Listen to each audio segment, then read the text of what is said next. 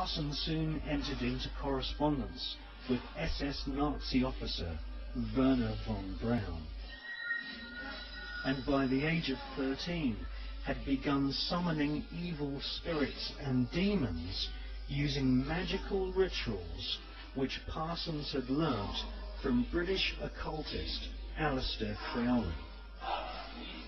Aleister Crowley styled himself as the Beast, and Jack Parsons referred to Aleister Crowley as his father.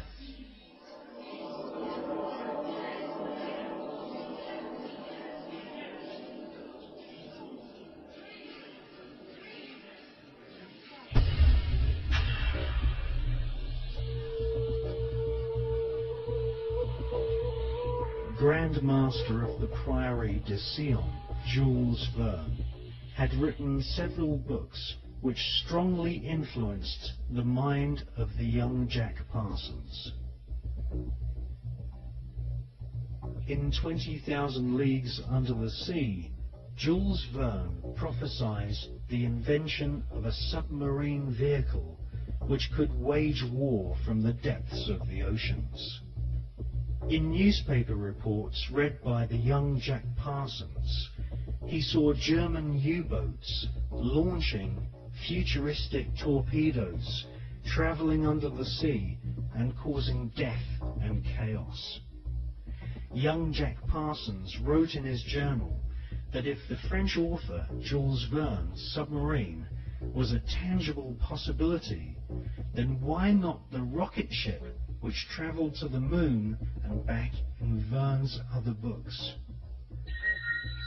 For most of Jack Parsons' adult years, he was an adept of occultism and a distant disciple of Aleister Crowley. When Crowley visited California and gave the go-ahead to form a new chapter of his OTO Satanic Secret Society, it was Pasadena, the hometown of Parsons, which was chosen. Jack Parsons developed and patented several liquid and solid fuel rocket engines. His patented designs are still being used to this day on intercontinental ballistic missiles such as Polaris and the Space Shuttle. The Polaris nuclear missiles use Parsons rocket technology, which has a pentagram-shaped void impressed into the solid rocket fuel to aid faster burning. Parsons also patented an acid-aniline mix, which was used on the first generation of Titan nuclear missiles, used to deliver deadly warheads and also used for high-level atmospheric tests.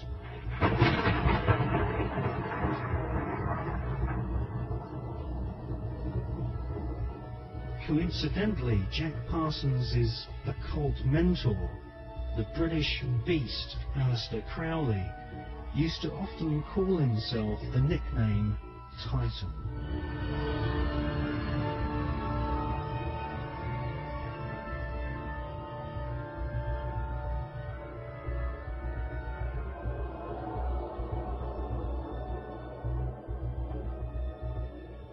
On April the 15th, 1942, Parsons demonstrated a plane powered by two liquid fuel rocket boosters at Edwards Air Force Base.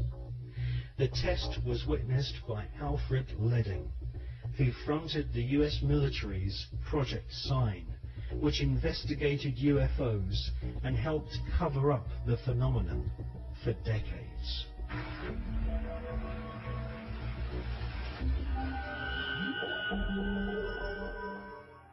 Jack Parsons revered the English Satanist Aleister Crowley, and eventually became the leader of one of Crowley's secret cults called the OTO. The OTO, or Ordo Templi Orientalis, claims descent from the Bavarian Illuminati, which had been revived by Adam Spartacus Weishaupt on May 1st, 1776, and had approximately 2,000 members in Masonic lodges in London, Paris, Copenhagen, Amsterdam, Munich and Ingolstadt. The Illuminati was essentially controlled by European, Germanic, Jewish aristocrats who sought to replace the church, government system and national identity of nations with an Illuminati-controlled superstate. The Illuminati was eventually outlawed in Europe, and the founders fled to America. They then fragmented their maverick secret society into fraternities operating from the campuses of Yale, Harvard, and Princeton.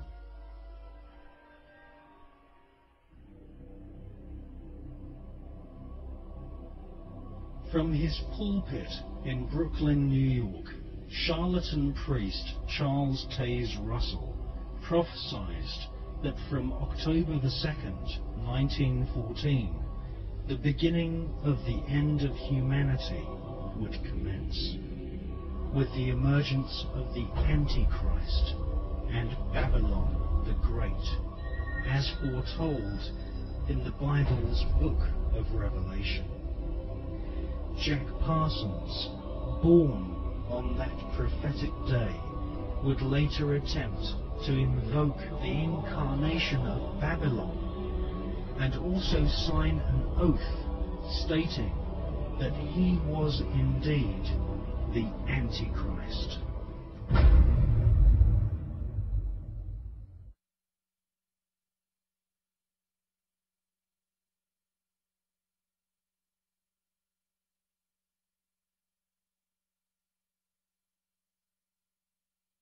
Well, today was 6606, but to make this story better, we'll just call it 666. To some, the sign of the devil. But to one group here in Southern California, 666 means it's time to party. CBS2's Glenn Walker is live in Los Feliz with a group calling itself the Church of Satan. Glenn. Yeah, Paul, this was an invitation-only event at the Steve Allen Theater on Sunset Boulevard.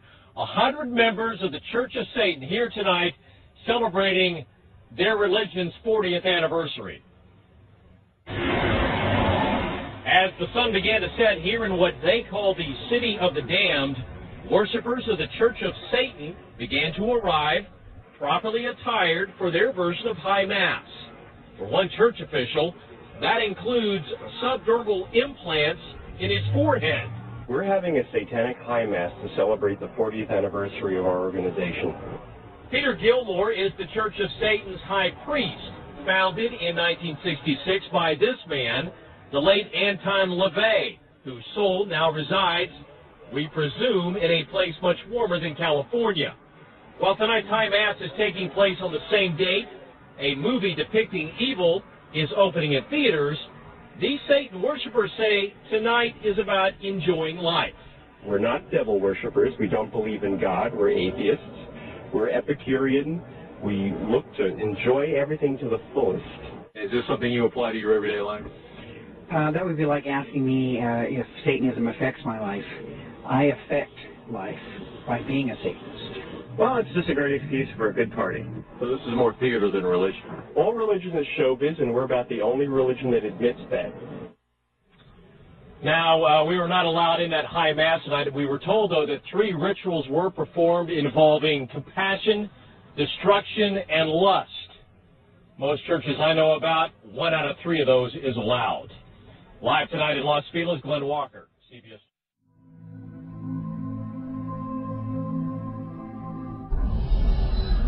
This force that's happening in the world is coming about all over. It's like resurgent atavism. It is a role model that I myself am a Satan in the society in which I exist. We are here, we're not going away, and Christianity and the Day of the Cross are done. Hail Satan! Hail Satan! Behave. fire has begun.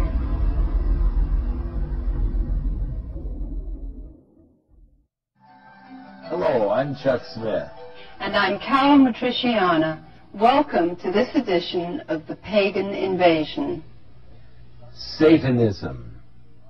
It is a subject that can produce a variety of reactions, from incredulous disbelief to paralyzing fear. Yet even if one were to choose not to believe in the reality of Satanism, one would at least have to acknowledge its growing entry into mainstream society. Movies like Exorcist III and Witches fill the theaters and living rooms throughout our nation. Sadistic violence floods feature films with the bodies of the dead and maimed. Music videos have turned increasingly pornographic. More than 50 major black metal rock groups preach satanic messages and even call for the worship of the Prince of Darkness. Occult images of superheroes with magical powers of sorcery fill the hearts and the minds of children in the cartoons and video games.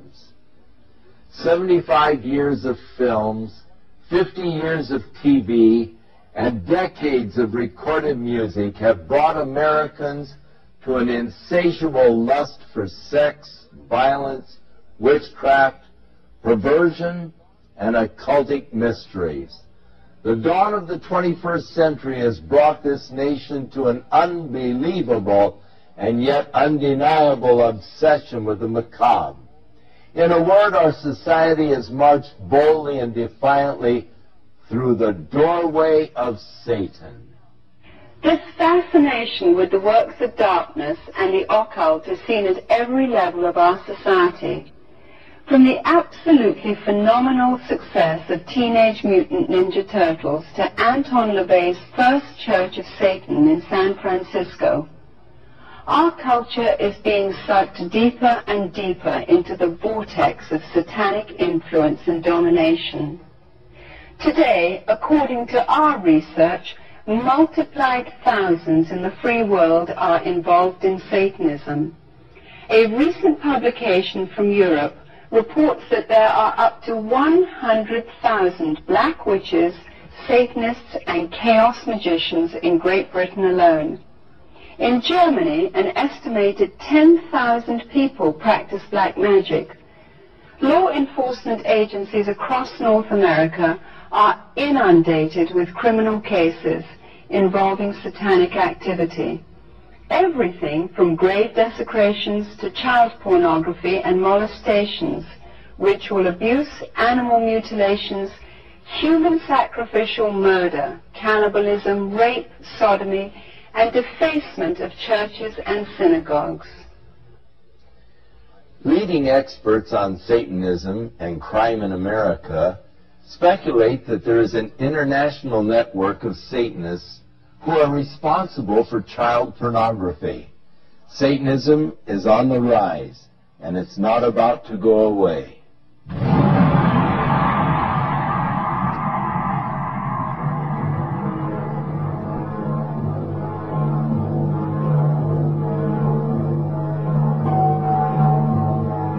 Teenagers across America are playing with a new and frightening game, Satanism.